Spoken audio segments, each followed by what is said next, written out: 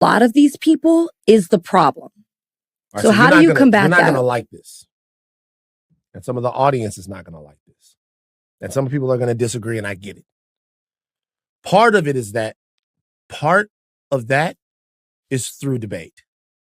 And I know you guys hate it. I know you guys hate it. I just don't believe, I don't hate it. I don't believe that that's effective as you think. I watched Dean Withers. I watched Destiny, who has some bad ideas. I watched all of these people, but Destiny, I don't agree with Destiny all the time. I'll put it like this. But I watched Dean Withers.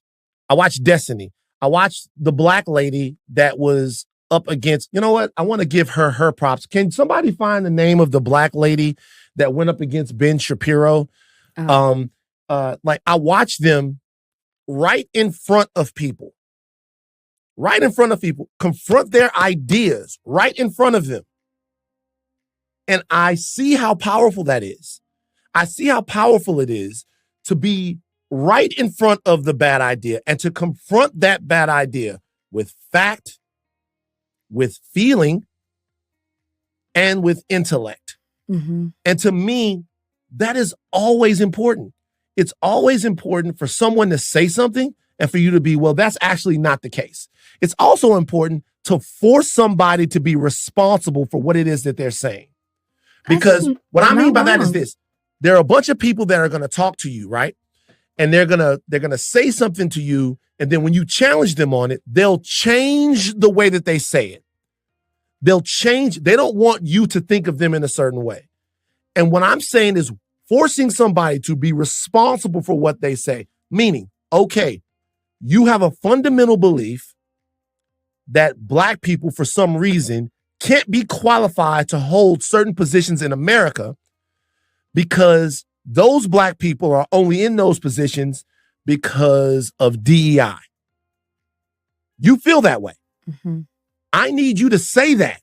And I need people to hear that. I need people to hear you say that. I once had Van Lathan has always been a figure unafraid of leaning into uncomfortable truths, but in this particular conversation, his perspective brought forward one of the oldest debates in political discourse, whether engaging with controversial figures in open debate has value.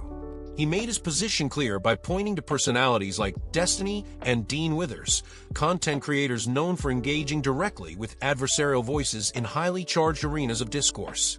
To Van, there's something inherently important in forcing bad ideas to be confronted in the open, with fact, reason, and emotional clarity brought against them.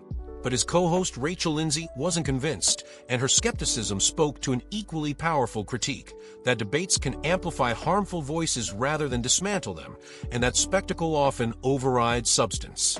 This clash between Van and Rachel represents more than just two podcast hosts disagreeing. It reflects a broader cultural divide about how ideas should be challenged in the digital age.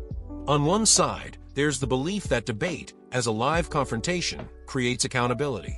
On the other side, there's the view that debate culture has been commodified, transformed into entertainment, and stripped of its ability to meaningfully change hearts or minds.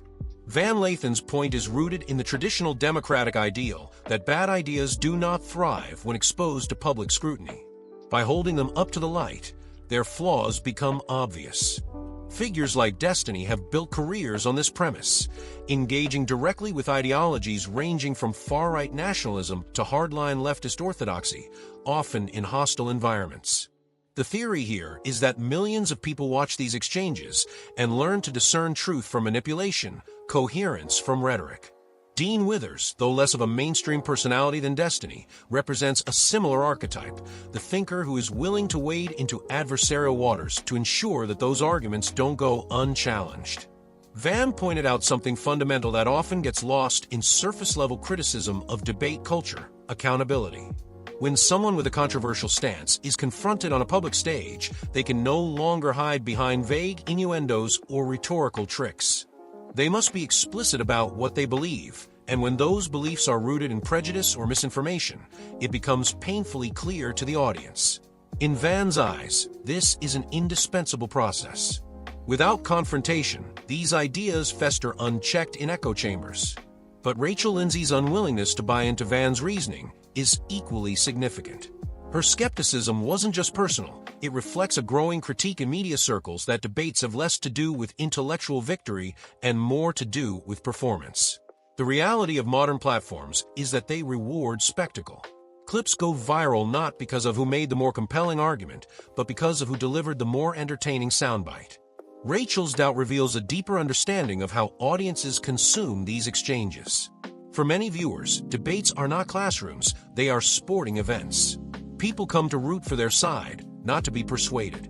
If that's the case, then debates might not challenge misinformation at all. Instead, they could reinforce it, lending legitimacy to fringe beliefs by giving them a respected platform. Her reaction also highlights the asymmetry of debates. If one side is grounded in data, nuance, and complexity, while the other side traffics in catchy rhetoric, the latter can often come out looking stronger to a casual viewer. Rachel's hesitation is grounded in this practical reality. Even if debates should, in theory, expose bad ideas, in practice they often embolden them.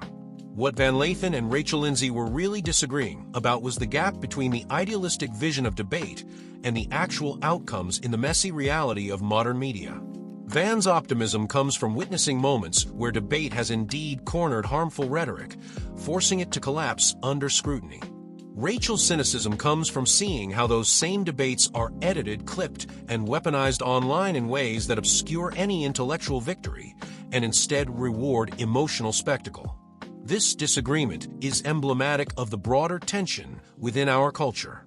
In a fragmented media environment, the conditions that once made debate an effective tool for truth, shared facts, good faith interlocutors, and a public committed to rational discourse are largely gone.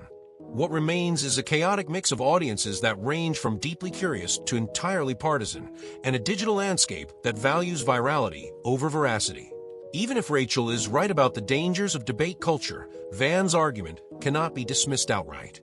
His emphasis on accountability is central to any functioning society. When someone expresses prejudice or misinformation in a closed community, it becomes reinforced.